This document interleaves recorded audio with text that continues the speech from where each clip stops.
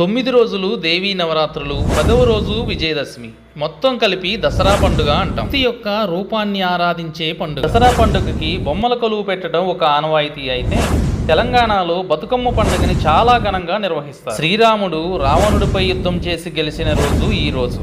అలాగే జమ్మి చెట్టు మీద పాండవులు తమ ఆయుధాలను తిరిగి తీసుకున్న రోజు. అందుకనే ఈ రోజు రావణాసుర వధ, జమ్మి ఆకులు పూజ చేయటం రివాజు. జగన్మాత అయిన దుర్గాదేవి మహిషాసురుడనే రాక్షసుడితో 9 రోజులు యుద్ధం చేసిన తరువాత 10వ రోజు విజయం సాధిస్తుంది. అందుకే మనం 9 రోజులు నవరాత్రులుగా జరుపుకొని 10వ రోజు విజయదశమి జరుపుకుంటాం. మన ఆంధ్రప్రదేశ్లో దసరా పండుగ అంటే దుర్గమ్మ తల్లి. దుర్గమ్మ తల్లి అంటే విజయవాడ. 9 రోజులు ఎంతో ఘనంగా నవరాత్రి ఉత్సవాలు జరిపి 10వ రోజు కృష్ణానదిలో తెప్పోత్సవం నిర్వహిస్తారు. ఈ తెప్పోత్సవంలో అమ్మవారిని 3 సార్లు భక్తులకు దర్శనమిస్తారు. మన విజయవాడలో బేతాళ నృత్యం చాలా ప్రసిద్ధి.